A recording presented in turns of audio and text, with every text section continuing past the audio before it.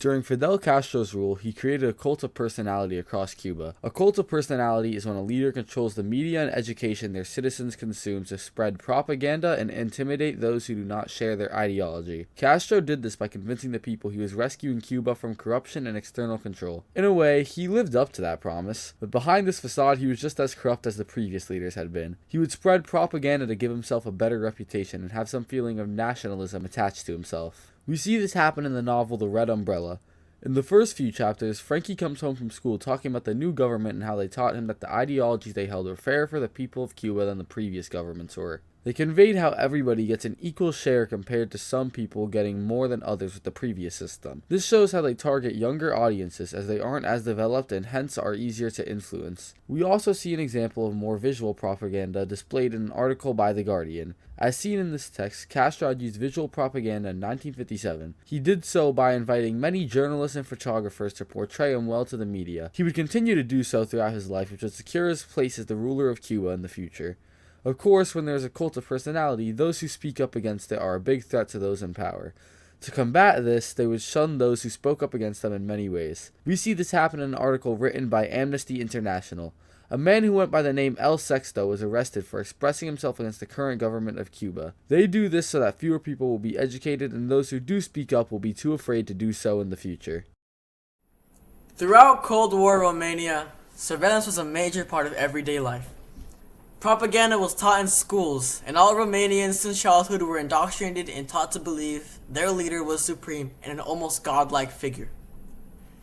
Criticism against him was frowned upon, as it would be like criticizing a god, so dissenters had to live their lives carefully when sharing their thoughts.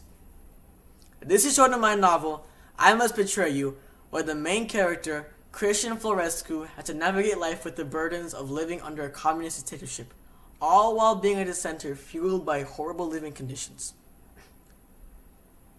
He had to make sure he spoke carefully.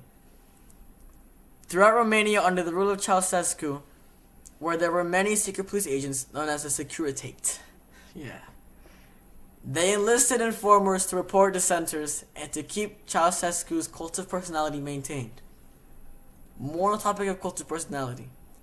In my novel, I Must Betray You, it is shown on page 23 on how Nicolae Ceausescu adopted North Korea's traits after visiting the country.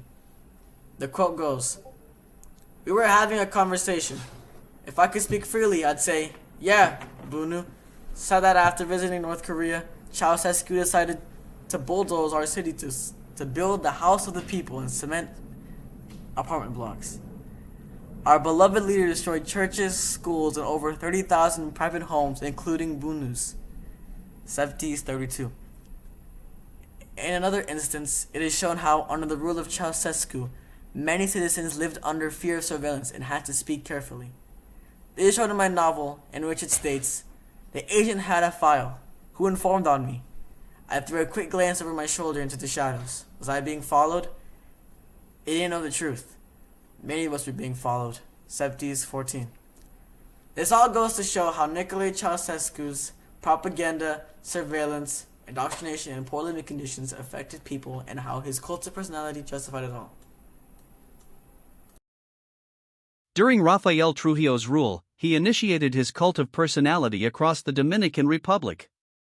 A cult of personality is when the leader of a country uses education and media to control their citizens and to spread propaganda for intimidation against those who don't align with their ideologies.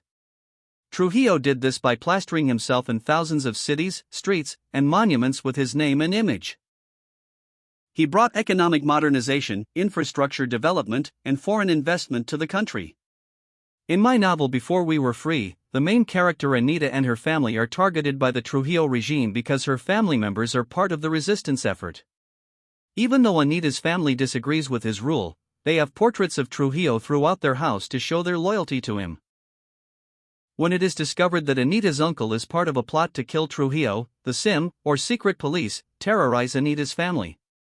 For example, the SIM searches her home and interrogates some of her family members.